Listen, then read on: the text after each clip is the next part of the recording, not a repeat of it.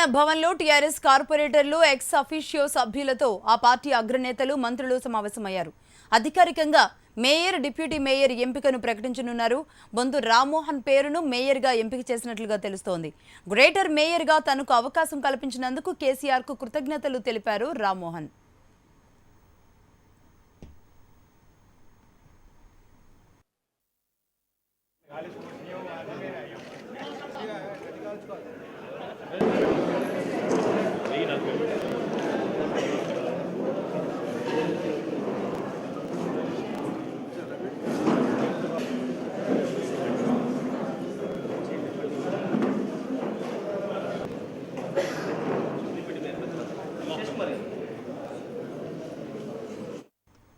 తెలంగాణ భవన్లో టీఆర్ఎస్ కార్పొరేటర్లు ex officio సభ్యులతో ఆ పార్టీ అగ్రనేతలు మంత్రులు సమావేశమయ్యారు.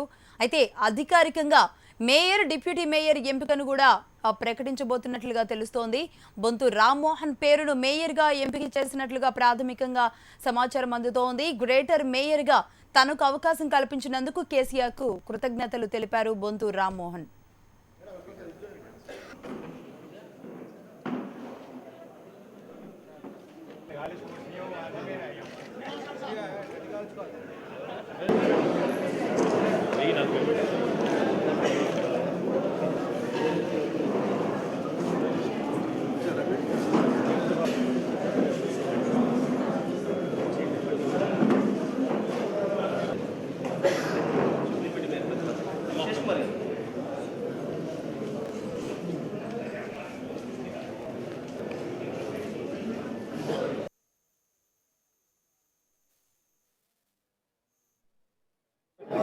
పెద్దలు కేసీఆర్ గారు ఒక సామాన్య కార్యకర్తకు ఇచ్చిన ఒక గొప్ప అవకాశం. ఇలా 14 సంవత్సరాలు తను వెన్నంటే ఉండి కష్టపడడం జరిగింది. ఇలా ఎవరిని ఎక్కడ ఎప్పుడు ఉపయోగించుకోవాలి, ఎక్కడ మరి ఎవరికి గుర్తింపిస్తే ఏ విధంగా పోద్దనేది మరి కేసీఆర్ గారికి తెలుసు. ఇలా కొంతమంది కార్యకర్తలు కొంతమంది ఎన్కో ముందో అవకాశం దక్కొచ్చు, కానీ గతంలో కూడా ఎంతోమంది ఉద్యమకారులకు మరి ఎంతోమందికి పార్టీలో కష్టపడే వాళ్ళకు అవకాశాలు మరి పార్టీ ఇవ్వడం జరిగింది, కేసీఆర్ గారు పెద్దలు ఇవ్వడం జరిగింది.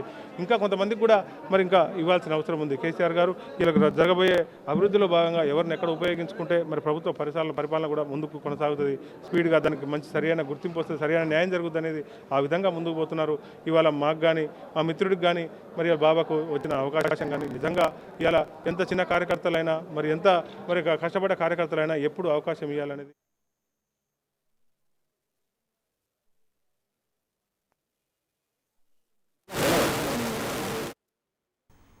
తెలంగాణ భవన్లో టీఆర్ఎస్ కార్పొరేటర్లు ఎక్స్ అఫీషియో సభ్యులతో ఆ పార్టీ అగ్రనేతలు మంత్రులు సమావేశమయ్యారు.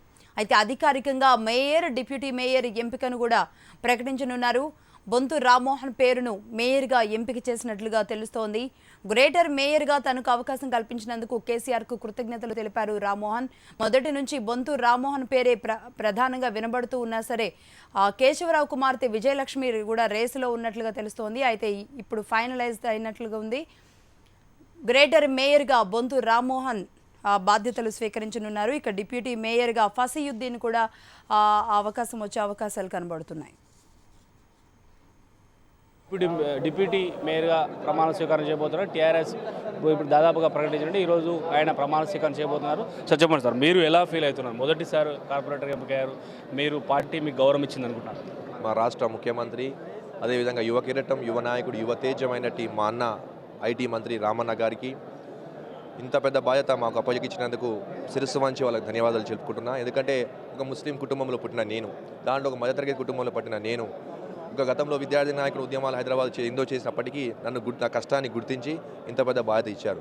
నేను చాలా ఆనందంగా ఫీల్ అవుతున్నాను. దాంతోపాటుగా బాధ్యత పెరిగిందని కూడా నేను బాగా ఫీల్ అవుతున్నాను. ఎందుకంటే గతంలో ఉద్యమాలు చేసిన వ్యక్తిగా నాకు కొన్ని అనుభవాలు ఉన్నాయి. ఆ బాధ్యతకైనా ఇప్పుడు ఒక డిప్యూటీ మేయర్ అంటే హైదరాబాద్ నగర ప్రజల యొక్క పూర్తి బాధ్యత నా మీద ఉన్నది. తప్పకుండా రేపు బంగారు తెలంగాణ నిర్మాణంలో భాగస్వామ్యతం, అదేవిధంగా హైదరాబాద్ నగరాన్ని విశ్వనగరం చేయడంలో మా యొక్క పూర్తి సమయాన్ని తప్పకుండా హైదరాబాద్ నగర ప్రజల కోసం కేటాయిస్తాం. మేము ఉద్యమకారులం కాబట్టి, గతంలో ఉద్యమకారుల విద్యార్థి నాయకులం కాబట్టి మాకు బాగా స్పిరిట్ ఉంటుంది, పనిచేసే శక్తి సామర్థ్యం ఎక్కువ ఉంటుంది. ముఖ్యమంత్రి గారు గమనించి ఈరోజు ఇచ్చారు. అది బొంతు రామ్మోహన్ అన్న గారు కావచ్చు, నాకు కావచ్చు, కొద్దిగా స్పీడ్ ఎక్కువ ఉంటుంది కాబట్టి ఎక్కువ సమయం మా కుటుంబ సభ్యులకైనా మా కుటుంబమే హైదరాబాద్ కుటుంబ ప్రజలు అనుకుని ఎక్కువ సమయాన్ని వాళ్ళకి కేటాయిస్తామండి.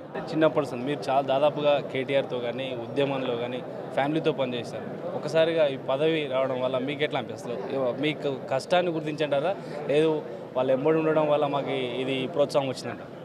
నా కష్టాన్ని గుర్తించారండి, ఎందుకంటే వాళ్ళ కుటుంబ సభ్యుడిని ఆయన చూసుకారు, ప్లస్ నన్ను నా కష్టాన్ని కూడా గుర్తించారు. ఎందుకంటే మా గతంలో మా విద్యార్థి నాయకుడు ఎంపీ బాల్క సుమన్ గారికి ఎంపీ ఇవ్వటం, గారడి కిషోర్ గారికి ఎమ్మెల్యే ఇవ్వటం, పిడమర్తి రవి గారికి ఎక్సీ కార్పొరేషన్ చైర్మన్ ఇవ్వటం, అదేవిధంగా ఈరోజు రామ్మోహన్ అన్న గారికి మేయర్, నన్ను నాకు డిప్యూటీ మేయర్ ఇవ్వటం. కష్టపడ్డ వాళ్ళకు ఈ పార్టీలో ఎవరికైనా అవకాశం ఉంటుంది అంటే ఏదైనా పార్టీలో కష్టపడ్డ వాళ్ళకి అవకాశం ఉంటుంది అంటే అది మొదట టీఆర్ఎస్ పార్టీ. ఎందుకంటే దానికి మేమే నిదర్శనం. సుమన్ గారు కావచ్చు, కిషోర్ గారు కావచ్చు, పిడమర్తి రవి గారు కావచ్చు, రామ్మోహన్ అన్న గారు కావచ్చు, నేను బాబా ఫసియుద్దీన్ కావచ్చు, కష్టపడ్డ ప్రతి చిన్న స్థాయి కార్యకర్త కూడా అవకాశం ఎక్కడైనా దొరుకుతుంది అంటే, కష్టపడ్డ వాళ్ళ ఫలితం దొరుకుతుంది అంటే అది టీఆర్ఎస్ పార్టీ. ఏదైనా నాయకత్వంలో ఉండదంటే అది కేసీఆర్ గారి నాయకత్వమే. అంటే ఇప్పటివరకు ఉద్యమంలో పనిచేసిన వారికి పదవులు లేని ఒక అపవాదం దీంతో పోయిందనుకుంటున్నాను. అది ఎక్కడ మాకైతే అనిపించలేదు. ఉద్యమంలో పనిచేసిన వాళ్ళు పెద్దపీఠం ఉన్నది, ఈరోజు మేమే దానికి దర్శనం. అంటే ఇటీవల పార్టీలో చాలామంది వచ్చారు, వాళ్ళకే పెద్దపీట వేశారనే ఒక ప్రచారం ఉండేది. ఇక్కడ మాకైతే కనపడలేదండి.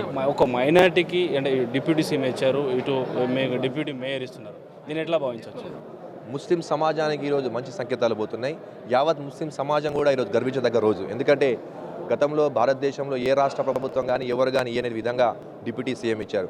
ఈరోజు తెలంగాణ రాష్ట్రం ఏర్పడి తొలి డిప్యూటీ మేయర్ను ముస్లిం మైనార్టీకి ఇవ్వడంతో హైదరాబాద్ మొత్తం యావత్ తెలంగాణలో ముస్లిం సమాజం హర్షిస్తున్నారు, చాలా ఆనందంగా ఫీల్ అవుతున్నారు. చాలామంది చౌరస్తాలో అక్కడక్కడ సీటు పంపిణీ చేసుకుంటా, టపాసాలు వెలుచుకుంటా చాలా ఆనందాన్ని వ్యక్తం చేస్తున్నారు. వాళ్ళ